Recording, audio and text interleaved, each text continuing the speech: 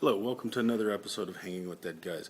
Here I am at St. Mary the Virgin Church in Lowdham, Nottinghamshire, and we're visiting the effigy of Sir Jon de Loudham, 1318 approximately, very first third of the 13th century. It's a lovely, beautifully well restored effigy, and also the church is fantastic, and the pastor is nice as well too. So anyways, here let me flip the camera and we'll get with the rest of it. Okay, here we go with Sir Jon de Loudham. He's a very stylized male. Actually, in a lot of ways it is kind of the coif. It definitely has a chevalier under it's padded, and it has an episode of roses around the band that are holding it in place. Very serene. I mean, almost oriental eyes on here. He has his head resting on a pillow, but he also has two maiden supporters on the corners with books open.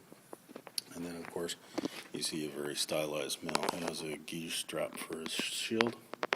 And then you can see right here on his cuffs a definite demarcation or fabric showing ties. And then you can see it also on this side as well. He has a surcoat. It's bloused, a very narrow belt with a small buckle on there, and then a very large, wide, thick for scale sword belt with bars on it, and then you can see some lovely folding on the carving for the surcoat. Now this is a surcoat. It looks like it goes up straight up the middle on there, and of course you see a sword strap with the round type tip on there. Nice thing, you can see definitely like a gamboy skirt looking thing with a male skirt, and then you have a really nice set of knee cops here that have a central flared ridge, and then also have the flares, soup can type flares on the bottom edge. Can't see the top edge, but I'm assuming they're probably the same or similar on as far as the treatment on the edge. Proportionally has very short legs for the body. So he has a very long upper torso and very, very short legs and small feet. He definitely has spurs on them. You can't tell if they're roweled or not. His legs are crossed in typical crusader fashion, and his feet are resting on a lion.